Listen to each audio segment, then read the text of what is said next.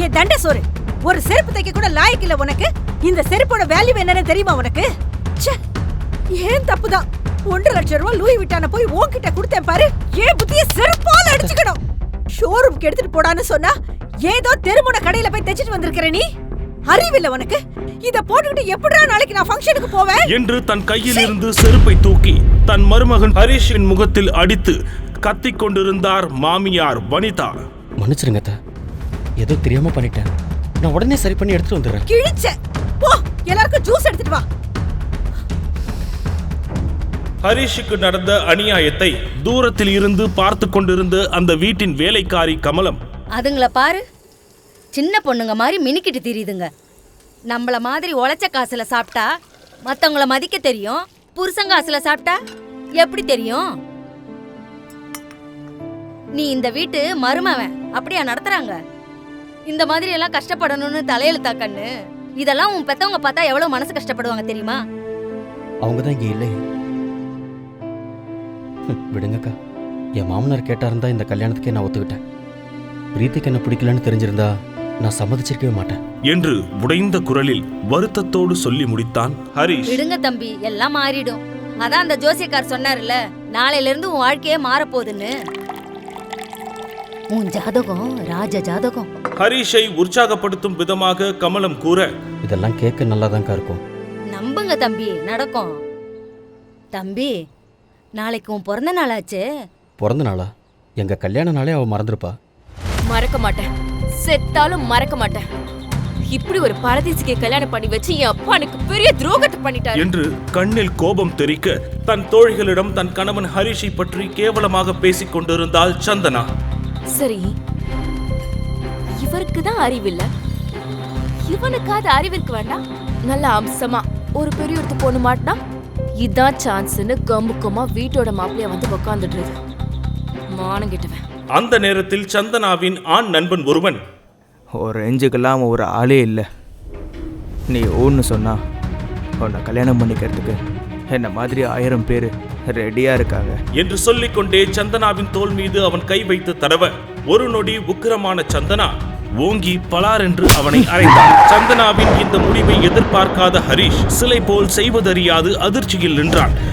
வேறு வழியின்றி திருமணமான அன்றில் இருந்து சந்தனாவின் வீட்டில் காசு வாங்காத வேலைக்காரன் போலத்தான் வாழ்ந்து வந்தான் ஹரிஷ்.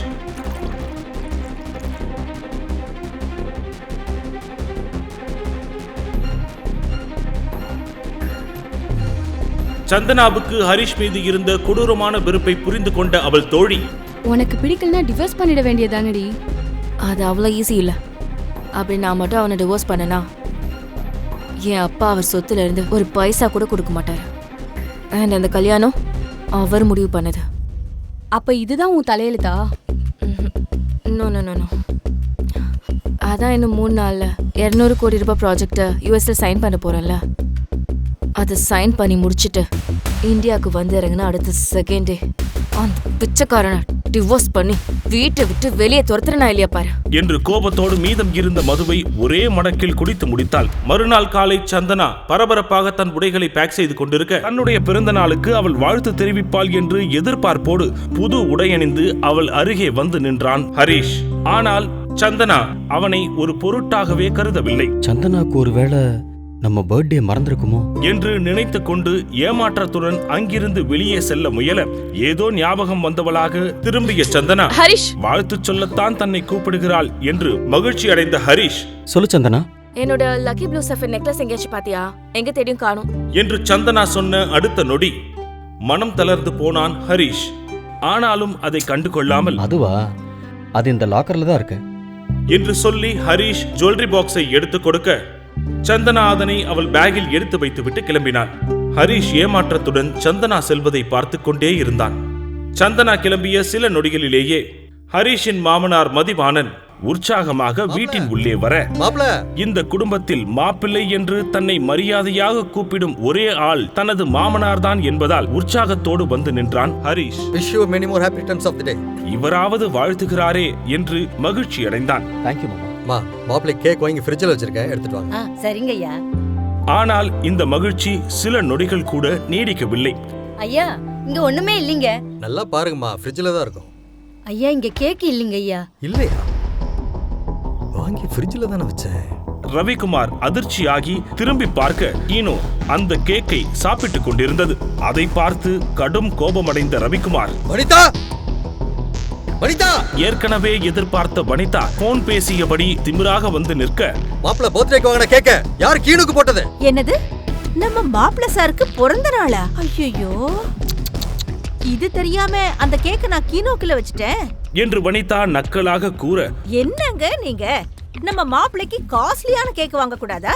நான் ஏதோ நாய்க்கு வாங்கின கேக்குன்னு நினைச்சேன். கோபமாக கண்கள் சிவக்க நின்று கொண்டிருந்தார் ரவிக்குமார். நம்ம மாப்பிள்ளை எவ்வளவு பெரிய ஆளு. மாமா, என்னால நீங்க எதுக்கு சண்டை போட்டுக்கிறீங்க? நீங்க வாழ்த்துனதே எனக்கு சந்தோஷம் மாமா. ஹரிஷ் அவர் பாதத்தை தொட்டு ஆசீர்வாதம் வாங்க ரவிக்குமார் ஹரிஷை கட்டி அணைத்துக் கொண்டார். சரியாக அந்த நேரத்தில் ஹரிஷுக்கு சந்தனாவிடம் இருந்து டெக்ஸ்ட் மெசேஜ் வந்தது. தன் வாழ்க்கையிலேயே முதல் முறையாக சந்தனாவிடம் இருந்து மெசேஜ் வந்ததை நினைத்து மகிழ்ச்சியாக அவளை பார்க்கச் சென்றான் ஹரிஷ். தன்னுடைய பிறந்த நாள் ஞாபகத்திற்கு வந்து தனக்கு மிகப்பெரிய சர்ப்ரைஸை கொடுக்க போகிறாள் என்று நினைத்து மகிழ்ச்சியில் அலைபாய்ந்து கொண்டிருக்க அவளுக்காக பூங்கொத்தை வாங்குவதற்கு வண்டியை நிறுத்தினான் ஹரிஷ். அந்த நேரத்தில் அவனுக்கு ஒரு போன் கால் வந்தது. சந்தனாவின் சகோதரன் சதீஷ் அவனை அழைத்திருந்தான். ஒரு செருப்பு தைச்சிட்டு வர உனக்கு 2 நாள் வேணுமாடா? உன்னெல்லாம் எங்க அக்காக்கு கல்யாணம் பண்ணி வச்சான் பாரு எங்க அப்பன், அவன சொல்லணும்டா. அதை கேட்டு எரிச்சல் அடைந்த ஹரிஷ், இங்க பாரு சதீஷ், கொஞ்சம் பார்த்து பேச. எனக்கு இன்னைக்கு பர்த்டே, அதை கூட நிம்மதியா கொண்டாட விடாம நீ உங்க அம்மாவும் ஏன் என்ன பாடா படுத்துறீங்க? ஒரு வயசுக்கு மேல பர்த்டேங்கிறது கோடி கோடியா சம்பாரிச்சவனும் வாழ்க்கையில சாதிச்சவனும் கொண்டாடுறதுடா. நீ ஏன் எங்க வீட்டுல வெட்டியா ஓசி சோறு சாப்பிட்டுக்கிட்டு இருக்க? உனக்கு எதுக்குற அந்த பர்த்டே கொண்டாட்டம்? ஒழுங்கா போய் செருப்பு தைச்சிட்டு வா. சோத்துல இன்னைக்கு 2 துண்டு எக்ஸ்ட்ரா போட சொல்றேன். எலும்ப இல்ல 4 துண்டா போட சொல்லிட்டா போதுமா? பர்த்டே கிஃப்ட் ஒழுங்கா தச்சிட்டு வா என்று அசிங்கப்படுத்திவிட்டு சதீஷ் காலை கட் செய்ய ஹரிஷ் தனது மாமியாரின் செருப்பை எடுத்து கோபத்தில் தூக்கி எறிய நினைத்தான். ஆனால் சுதாரித்துக் கொண்டான். அண்ணா, இது இங்கே இருக்கட்டும், நான் வந்து சரிங்க தம்பி என்று அந்த பூக்கடைக்காரரை பார்த்து சொல்லிவிட்டு சந்தனாவை பார்க்கும் உற்சாகத்தில் பார்க்கிங் ஓரமாக பைக்கை நிறுத்திய ஹரிஷ் திரும்பி நடப்பதற்குள் அந்த பைக்கில் வந்து மோதிய ஒரு டொயோட்டோ காரை விட்டு வெளியே வந்த சந்தனாவின் நண்பன் தேவா தன் தவறை மறைப்பதற்கு ஹரிஷை கோபமாக திட்ட ஆரம்பித்தான். டேய், கண்ணு தெரியாத கபோதி, உன் குப்பை பைக்கை பார்க் பண்றதுக்கு ஏன் பார்க்கிங் தான் கிடைச்சதா? உன்னால என் வண்டி வேற ஸ்கிராச் ஆயிடுச்சுடா பரதேசி என்று தேவா கத்த ஹரிஷுக்கு கோபம் கொந்தளித்தது. இங்க பாருங்க, பார்த்து பேசுங்க. எடுக்க சொன்னா எடுக்க போறோம், அதுக்கு வந்து இடிப்பீங்களா? ஆக்சுவலா இங்க கோவப்பட வேண்டியது நானு என்று சொன்ன ஹரிஷை மேலும் கீழும் கேவலமாக பார்த்த தேவா, கோவப்பட்டு தான் பாரு, பார்க்க பரதேசி மாதிரி இருக்க. உன்னெல்லாம் எவன்டா உள்ள விட்டது? இன்னொரு வாட்டி நான் இந்த இடத்துல உன்னை பார்க்க கூடாது, புரியுதா? கிளம்புங்கிருந்து என்று தேவா கடுமையாக பேச ஹரிஷ் தன் கோபத்தை அடக்கிக் கொண்டு சந்தனாவின் கேபினுக்கு செல்ல லிப்டில் ஏறினான். என் ஜுவல்லரி காணோம், எங்க போச்சுன்னு தெரியல. காம் டவுன், கண்டிப்பா பேக்ல தான் இருக்கும். தேடி இல்ல, பாரு. நான் எல்லா இடத்துலயும் நல்லா தேடிட்டேன், எங்கேயுமே காணோம்.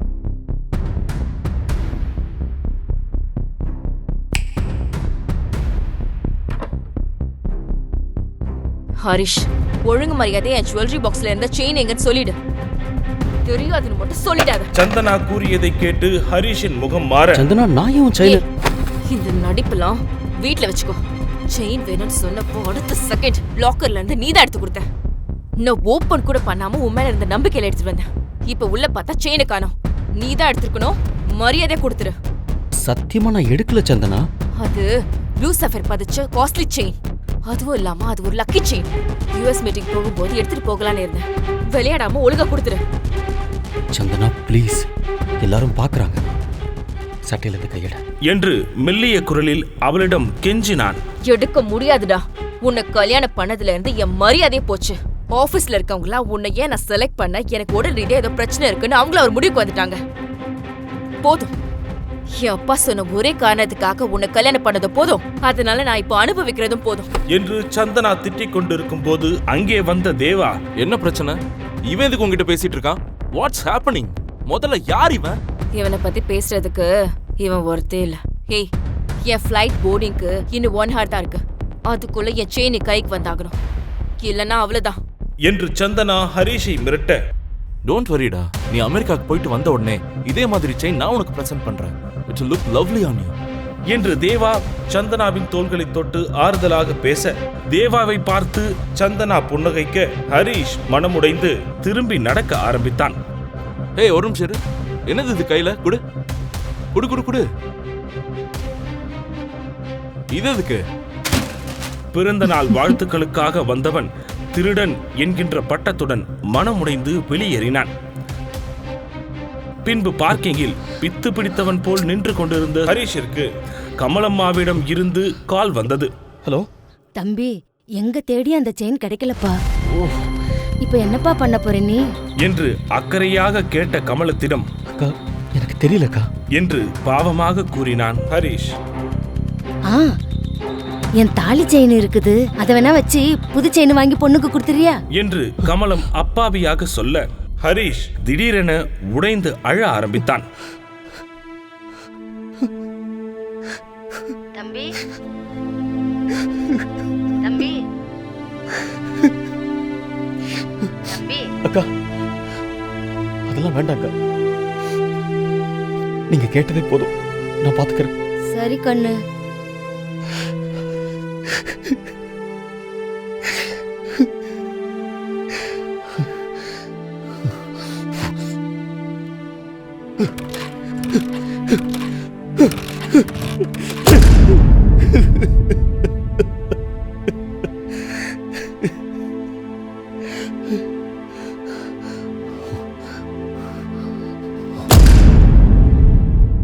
சந்தனா கோபமாக சேரில் உட்கார்ந்து இருக்க, அவளை சுற்றி அவளுடைய தோழிகளும் தேவாவும் நின்று கொண்டிருந்தார்கள். செக் நிக்கணும் 1/2 மணி நேரம் கூட இல்ல. அந்த ஃப்ராடு இந்நேரம் அந்த செயினை வித்திருப்பான். சொன்னா கேளு, நமக்கு செயினை விட அமெரிக்கன் டீல் தான் பெருசு. அதுக்கப்புறம் வந்து கூட நம்ம அவன் மேல கம்ப்ளைண்ட் கொடுத்துக்கலாம் என்று மூவரும் சமாதானம் செய்த பிறகு அரை மனதோடு சூட்கேஸை எடுத்துக்கொண்டு கிளம்பினாள் சந்தனா.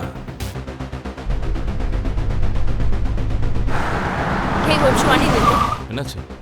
இவன் வண்டியை பார்த்தாலே எனக்கு இரிட்டேட்டிங்கா இருக்கு என்று கூறிவிட்டு தேவாவை பார்த்த சந்தனா அடிச்சு நொறுக்குடா என்று கோபமாக சொல்ல, தேவா மிகவும் வேகமாக தன் முன்னால் நின்று ஹரிஷின் பைக்கை இடித்து தள்ளினார். திடீரென அந்த காரை வழிமறித்து ஒரு ஆட்டோ நிற்க சடன் பிரேக் போட்டு காரை நிறுத்தினான் தேவா.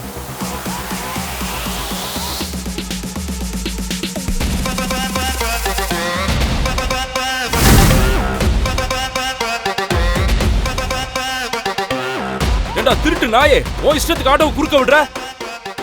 உன்னெல்லாம் ஆபீஸ்லயே செஞ்சிருக்க மாட்டேன்.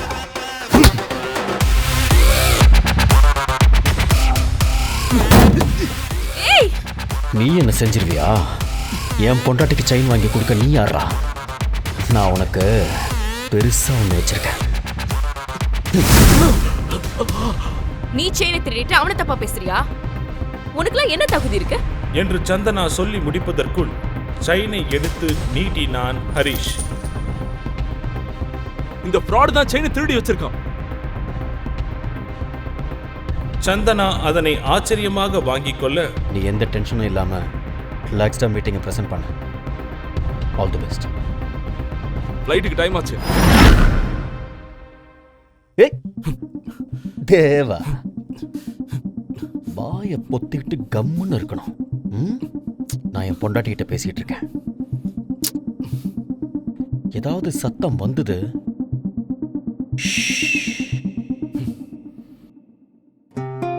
நீ எதுக்கும் கவலைப்படாத சந்தனா. நீ இன்னைக்கு கண்டிப்பா யூஎஸ் போவ. பத்திரமா போயிட்டு வா. Don't worry. பாய்.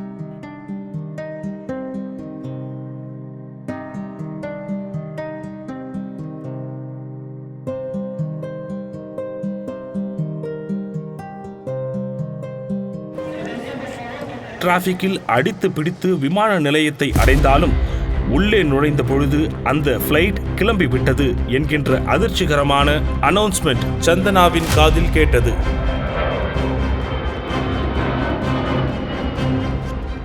நீங்க சந்தனா தானே? எஸ். உங்க ஃப்ளைட் மிஸ் ஆயிடுச்சுன்னு நீங்க வருத்தப்பட வேணாம் மேம். RSV குரூப் ஆஃப் கம்பெனிஸ்ல இருந்து உங்களுக்காக ஸ்பெஷல் சார்ட்டர்ட் ஃப்ளைட் ரெடி பண்ணியிருக்கோம். What? May I have your passport? Sure. என்று பாஸ்போர்ட்டை எடுக்க முயற்சிக்க அதோடு சேர்ந்து ஹரிஷ் திருடியதாக சொன்ன செயின் வெளியே வர அதிர்ச்சியானாள் சந்தனா. பின் ஹரிஷ் எடுத்த செயினையும் இப்போது கிடைத்த செயினையும் எடுத்து ஒப்பிட்டு பார்த்தாள். எப்படி 2 செயின்? சந்தனாவின் கையில் உள்ள செயினை பார்த்து வியந்த அந்த அதிகாரி, வா மேம், நீங்க தான் அந்த லக்கி கேர்லா? இது ஒரு லிமிடெட் எடிஷன் சஃபயர் செயின். 1 மணி நேரத்துக்கு முன்னாடி தான் சூரத்ல இருந்து ஸ்பெஷல் சார்ட்டர்ட் ஃபிளைட்ல வந்தது. இது உங்களுக்காக தான் வந்ததுன்னு இப்பதான் தெரியுது. இத யார் வாங்குனாங்கன்னு உங்களுக்கு தெரியுமா? அது கான்ஃபிடென்ஷியல் மேம். சாரி. போர்டிங்க்கு டைம் ஆயிடுச்சு. Shall we move Mrs Harish Rajeshwar? Harish Rajeshwar?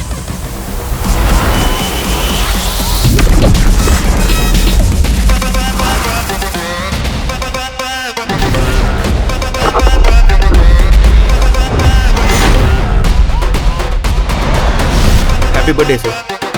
Welcome to the new league.